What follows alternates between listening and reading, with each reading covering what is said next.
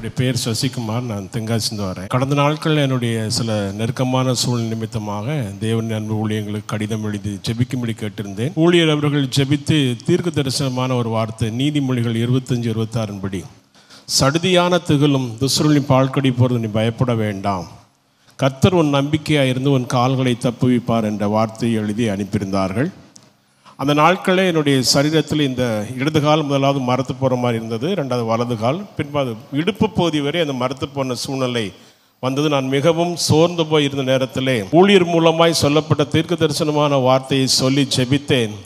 தேவன் எனக்காக கொடுத்த அந்த வார்த்தையை நிறைவேற்றி என்னுடைய சரீரத்திலே ஒரு பூரணமான சுகத்தை தந்தார். இப்பொழுது எந்த பலவீனமும் எனக்கு இல்லை. சுகம் தந்த தேவனுக்கும் ஜெபித்த ஊழியர்களுக்காக நான் நன்றி சொல்லுகிறேன். ஆமென். என்னுடைய பேர் எலிசபெத் ராணி. எனக்கு பென்ஷன் வாங்குறதுக்கு ரொம்ப ஒரு பெரிய தடை இருந்தது. ஏன்னா என் ஹஸ்பண்ட் கூட இல்லை, அதனால் ரொம்ப பிரச்சனையாக இருந்துச்சு. ஒன்று டைவர்ஸ் வாங்கிட்டு வரணும், இல்லை ஆதார் பாஸ்போர்ட் வாங்கிட்டு வரணும். இது ரெண்டுமே எனக்கு பாசிபிள் இல்லை. அதனால் அடிக்கடி நான் பிரதரோட மெசேஜை கேட்பேன், லைவ்லேயும் கேட்பேன். பிரதர் அடிக்கடி ஒரு வார்த்தை சொல்வார், நீங்கள் அடைக்கல பட்டணத்துக்கு வந்துட்டீங்கன்னா அது உங்களோட பிரச்சனை இல்லை, ஆண்டவருடைய பிரச்சனைன்னு சொல்லுவார். அப்போ நான் ஆகஸ்ட்டில் வந்தேன். எனக்கு ஜூனில் இது சொன்னாங்க, நீங்கள் இந்த சர்டிஃபிகேட்டை ப்ரொசீட் பண்ணணும் அப்படின்னு சொல்லிட்டு. இது business prayer meeting.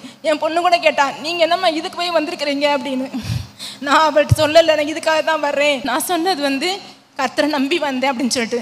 So business prayer meeting வந்தேன், பிரதரை சந்தித்தேன். அப்போ பிரதர் சொன்னார், நான் உன்னோடே கூட இருந்து செய்யும் காரியம் பயங்கரமாக இருக்கும் என்று சொல்லி ஒரு வாக்குத்தத்த வசனத்தை சொல்லிட்டு, நீ போமா, மனுஷருடைய கண்களில் தயவை உண்டு பண்ணுவார் என்று சொன்னார்.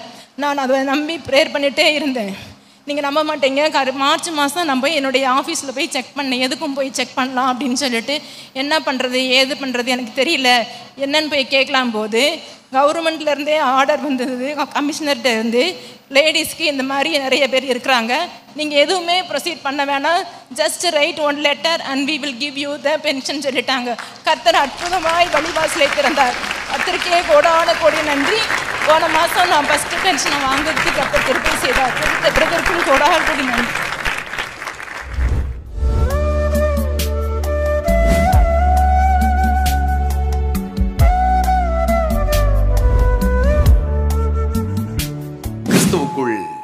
மிகவும் பிரியமான எனதர்மை சகோதர சகோதரிகளே, நம்மை சிருஷ்டித்தவரும் நம்மை உண்டாக்கினவரும் நம்மை ஒருபோதும் மறந்து போகாதவருமாகிய இயேசு கிறிஸ்து முன்னையற்ற நாமத்தினாலே உங்கள் எல்லாரையும் வாழ்த்தி ஆசீர்வதிக்கிறேன். அல்லேலூயா.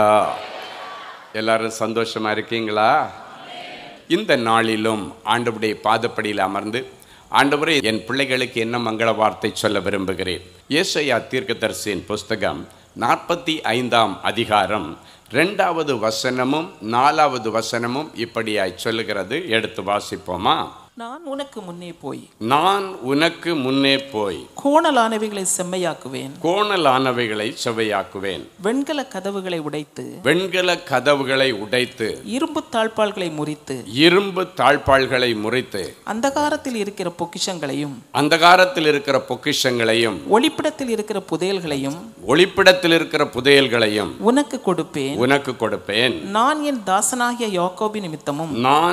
தாசனாகிய யாக்கோபின் நிமித்தமும் நான் தெரிந்து கொண்ட இஸ்ரவேலின் நிமித்தமும் நான் உன்னை பெயர் சொல்லி அழைத்து நீ என்னை அறியாதிருந்தும் உனக்கு நாமம் தரித்தேன்.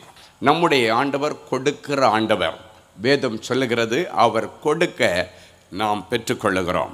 அவர் தன்னுடைய கரத்தை திறக்க நாம் நன்மையினால் திருப்தி ஆகிறோம்.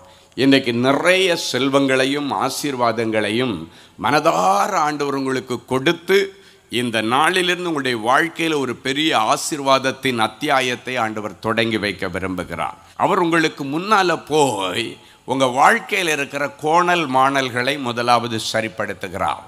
ஆண்டவருக்கும் உங்களுக்கும் பிரியமில்லாமல் எந்த காரியங்கள் இருக்கிறதோ அவை எல்லாவற்றையும் இன்றைக்கு ஆண்டவர் சீர்படுத்த விரும்புகிறார்.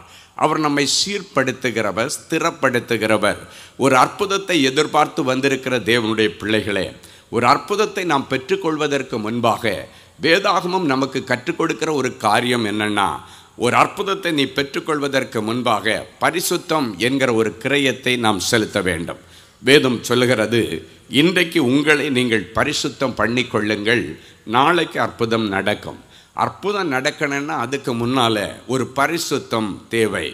அதுக்கு முன்னால் நம்மை ஒரு சுத்திகரிக்கிற ஒரு அனுபவத்திற்கு நேராக நாம் கொண்டு வர வேண்டும்.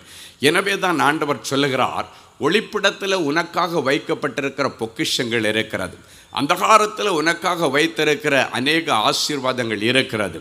அவைகள் எல்லாவற்றையும் நீ சுதந்தரித்து கொள்ள முடியாதபடிக்கு உன் வாழ்க்கையில் சில கோணல் மாணல்கள் இருக்கிறது. அது சரி செய்யப்பட்டால் மட்டும்தான் வெண்கல கதவுகள் உடையும், இரும்பு தாழ்பாள்கள் முறையும், அந்தகாரத்தில் இருக்கிற பொக்கிஷங்களையும் ஒளிப்படத்தில் இருக்கிற புதையல்களையும் எடுத்து ஆண்டவர் உங்களுக்கு கொடுக்க முடியும். உங்களை செழிக்க வைக்கும்படியாக, உங்களுடைய வாழ்க்கையில் ஒரு பெரிய முன்னேற்றத்தை கொடுக்கும்படியாக, உங்களுடைய கடன்களை எல்லாம் அடைத்து மிச்சம் எடுக்கத்தக்கதாக உனக்காக சில பொக்கிஷங்களும் புதையல்களும் ஒளிப்பிடத்திலே ஒளித்து வைக்கப்பட்டிருக்கிறது. அதை போய் அங்கே இருக்கிற எல்லா இரும்பு தாழ்பாள்களை முறிச்சு வெண்கல கதவுகளை உடைச்சி அதை எடுப்பதற்காக இன்றைக்கு நீ எடுக்க வேண்டிய முயற்சி உன் வாழ்க்கையில் இருக்கிற கோணல் மாணல்களை சரிப்படுத்த வேண்டும். ஆண்டவர் சொல்கிறார், முதல்ல நான் உனக்கு முன்னால் போய் உன் வாழ்க்கையில் இருக்கிற எல்லா கோணல் மாணல்கள், ஆண்டவருக்கு பிரியமில்லாத காரியங்கள் எல்லாவற்றையும் மாற்றி அதன் பிறகுதான் அந்த ஒளிப்பிடமும் அந்தகாரத்தில் இருக்கிற இடமும் நீங்கள் போய் அதை சுதந்தரித்து கொள்ள முடியும்.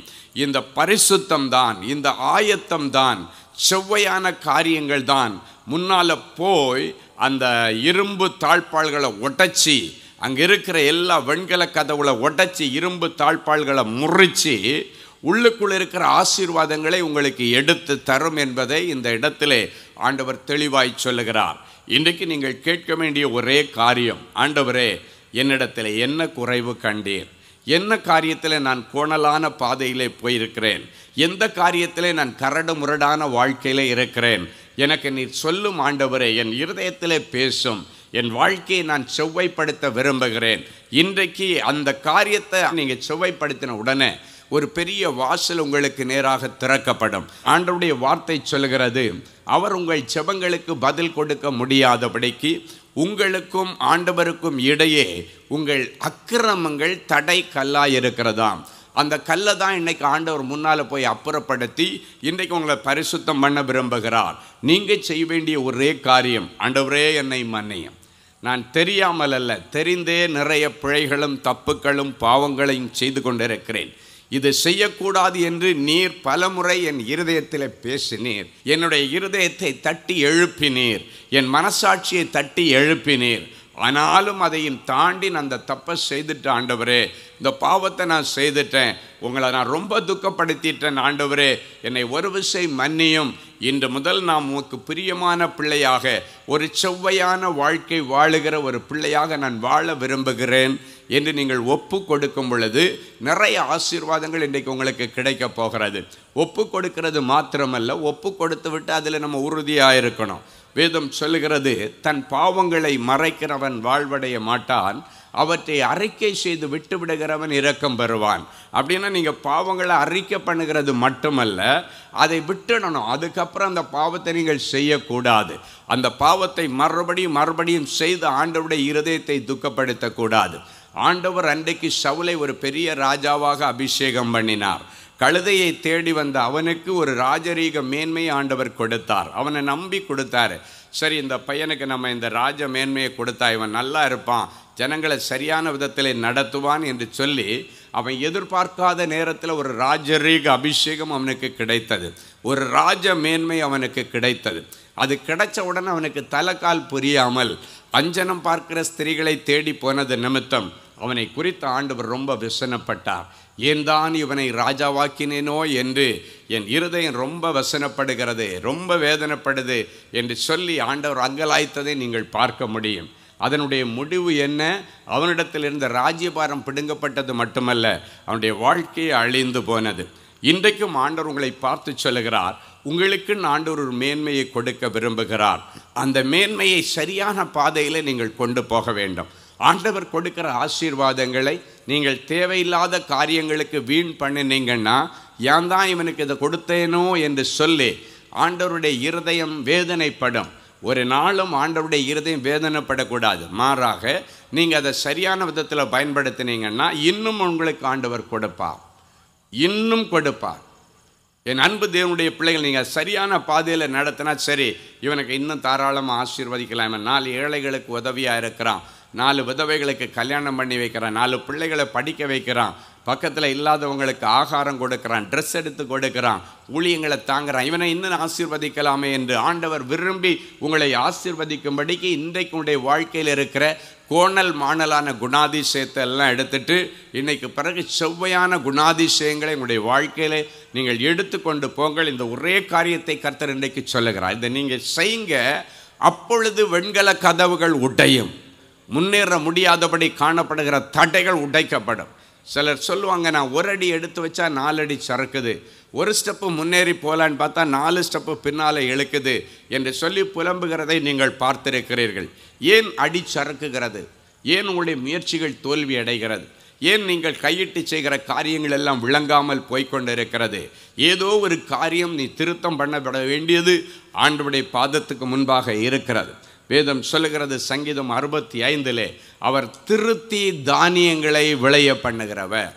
தானிய விளைச்சலை எதிர்பார்க்கிறோம், ஆனால் அதற்கு முன்பாக செய்யப்பட வேண்டிய திருத்தங்களை நாம் செய்யாமல் விடுகிறோம்.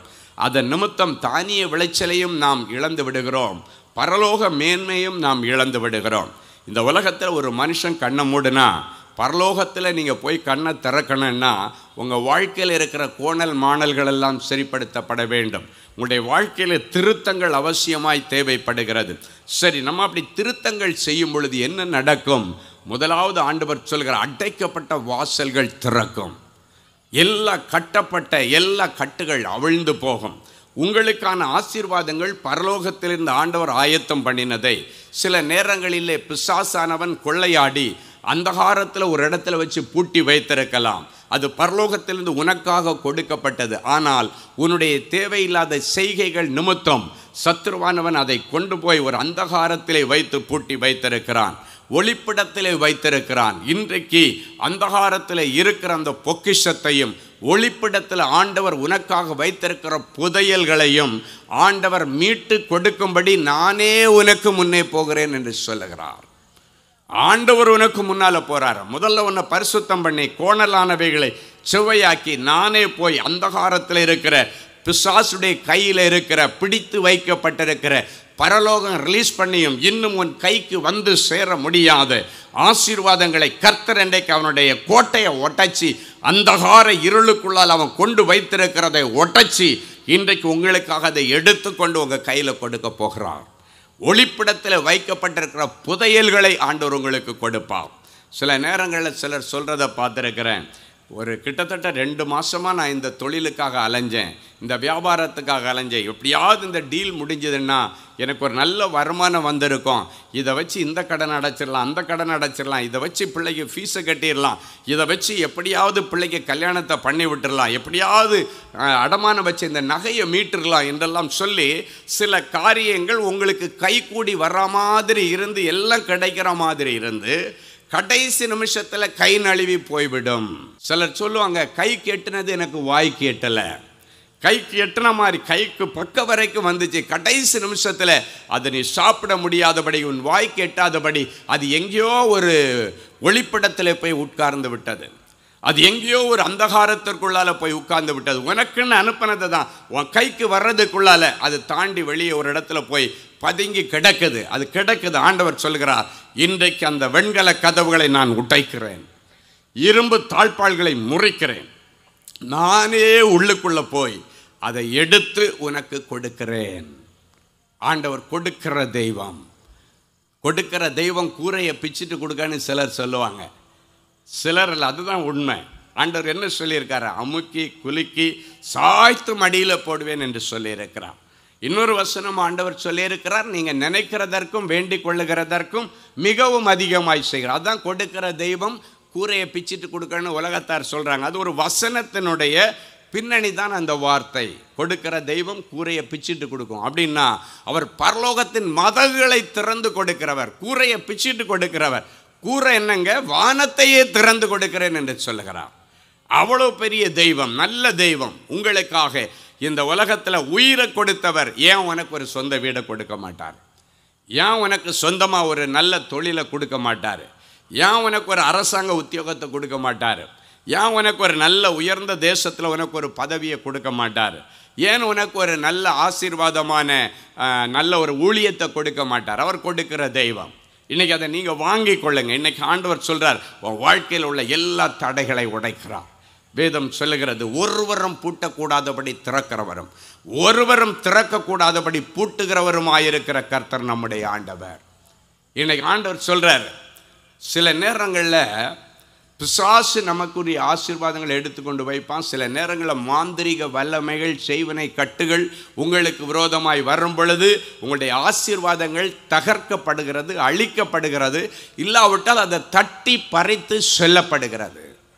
இன்னைக்கு ஆண்டவர் சொல்கிறார், எல்லா பிசாசு செய்த காரியமாக இருந்தாலும் சரி, மாந்திரிக வல்லமையினால, செய்வினை கட்டுகளினாலே நீங்கள் இழந்து போன செல்வங்களோ, பெயரோ, புகழோ, பணமோ எதுவாக இருந்தாலும் அவனுடைய அந்தகாரத்திற்குள்ளே போய் ஆண்டவர் அவனுடைய எல்லா கோட்டைகளை தகர்த்து போட்டுவிட்டு, நிறைய உள்ள இருக்கு, பொக்கிஷம் புதையல் எல்லாம் உள்ள இருக்குதான், அதையெல்லாம் எடுத்துக்கொண்டு உங்களுக்கு கொடுக்கும்போது என்ன ஆகும்?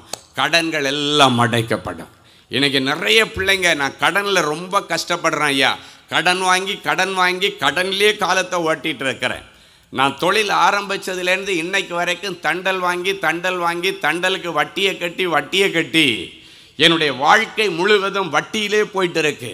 நான் சம்பாரித்து என்னுடைய செல்வத்தினுடைய ஆசீர்வாதங்களுடைய கடின உழைப்பின் பலனை நிறைய வட்டி என்கிற பெயரிலே நான் நிறைய போயிட்டே இருக்குது. இழப்புகள் போயிட்டே இருக்குது, அழிவுகள் போயிட்டே இருக்குது என்றெல்லாம் சொல்லி நீங்கள் வந்திருக்கலாம். நான் வாங்குகிற சம்பளம் வாங்குகிற மாதிரி தான் இருக்குது. 10 நாளைக்கு கூட பத்த மாட்டேங்குது. 5 நாளைக்குள்ளால எப்படி செலவு வருதுன்னு தெரியாது. திடீர்னு மோட்டர் பைக் உடஞ்சி விழுந்துருது, திடீர்னு நான் வச்சிருக்கிற என்னுடைய வீட்டில் இருக்கிற ஏசி ரிப்பேர் ஆகிடுது, திடீர்னு நான் பயன்படுத்தி கொண்டு இருக்கிற ஒரு ஃப்ரிட்ஜு வேஸ்ட்டாக போயிடுது. ஏதோ ஒரு காரியம், திடீர் என்ற நஷ்டங்கள், எதிர்பார்க்காத நஷ்டங்கள். இதை வச்சு இதை பண்ணலான்னு நினைக்கிறீங்க, ஆனால் அதை பண்ண முடியாதபடிக்கு அதற்குள்ளால இன்னொரு வீண் செலவு, அதற்குள்ளால ஒரு வீணான நஷ்டம். அப்போ நீங்கள் பிளான் பண்ணுறது எதுவுமே நடக்கலை. காரணம் என்னென்னா, அதுக்குள்ளால சத்துருவானவன் உட்புகுந்து நஷ்டங்களை கொண்டு வருகிறான், இழப்புகளை கொண்டு வருகிறான், விபத்துக்களை கொண்டு வருகிறான், குடும்பத்திலே கொள்ளை நோய்களை கொண்டு வருகிறான். இன்றைக்கு ஆண்டவர் சொல்லுகிறார், அவை எல்லாவற்றுக்கும் இன்றைக்கு ஆண்டவர் முற்றுப்புள்ளி வைக்க விரும்புகிறார். என் அன்பு தேவனுடைய பிள்ளைகளை, எனக்கு தெரிஞ்சு ஒரு சகோதரி ஒரு முறை ஊரில் ஒரு பெரிய சொத்தை விற்று எடுத்துகிட்டு வந்தாங்க. எதுக்குன்னா, பிள்ளைக்கு ஒரு நல்ல கல்லூரியில் இடம் வாங்கிறதுக்காக வேண்டி, ப்ளஸ் பிள்ளையை ஒரு நல்ல இடத்துல படிக்க வைக்கிறதுக்கு அதுக்கு பல லட்சங்கள் தேவைப்படுகிறதுன்னு சொல்லி ஊரில் ஒரு சொத்தை விற்று எடுத்துகிட்டு வந்தாங்க.